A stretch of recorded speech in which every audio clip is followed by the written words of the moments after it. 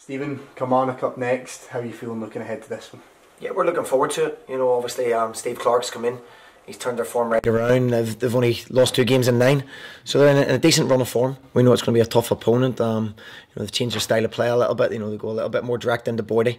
The good players, on the top end of the pitch, and they get it there earlier.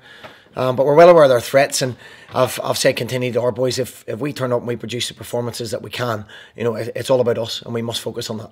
And you've had time to reflect on Wednesday night as well, and particularly that second half or the last hour of the game. There was a lot of positives to take, and how are you feeling now?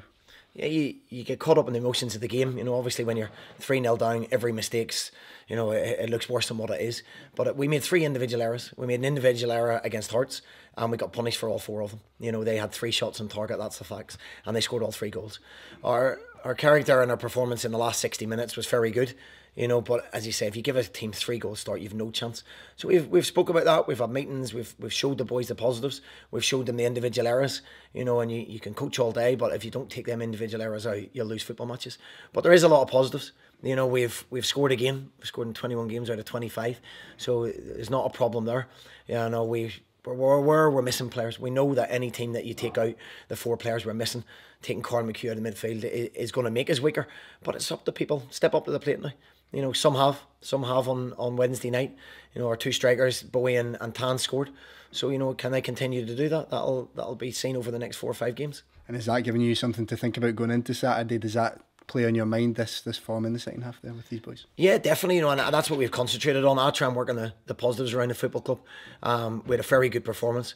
We ended up scoring 3 goals, 1 of which was disallowed, with numerous chances. We had a ridiculous amount of possession. I think it was nearly 60% possession in the second half. But as I say, we'll learn from that. We've got young footballers. We've got young boys in the team that make mistakes, and that's what our budget allows us to do. And we know that, and we have to develop players. We have to live with those mistakes at times, and we have to go again. And that'll be a test of character for people, but they'll get another chance on Saturday. Yeah, you're not a man to ever make excuses, but this particular run of form has been difficult games. It's come after a lot of run of games, the cup final, things like that. Did you ever expect a little dip in form at this, perhaps, and is it now just about kicking on? The truth be told, yeah, you do have a little fear of that, because you play Celtic 3 times in a week, and that was based on our success. It was a rearranged fixture from the semi-final and then the final itself. And we run with a squad of 20 players and 4 young boys in it, so it's always going to take its toll.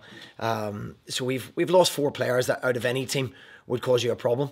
And I try and look at and turn it around into a positive, that take your opportunities, and some have and some haven't. So we've had we set little goals in 5-game blocks, and we're 1 point away from that goal, so we can start making that up again on Saturday. Absolutely. And any team news regarding those boys that we're missing? Are they looking like they could be back anytime soon? I'm very doubtful that any of them will be involved on Saturday. Elliot Frear's got a late fitness test as well, but we don't think any of those boys will be involved. They'll be looking at the Dundee game to come back. But as I say, the performance and the positives in the last 60 minutes for the players that were on the pitch. Gail Big-Romana's come in, Craig Tanner's come in, Elliot Frear's come in. So, those boys have stood up to the plate and were counted. And we're asking them now consistency. We know their talent now. We need a consistent performance in the next 4 and 5 games, and I'm hopeful we'll get that. And of course the news is now broke about Louis Moult departing in January, and you made your comments of course when the news initially broke, but looking forward of course you'll have your plans to replace him. How are you feeling about that news breaking?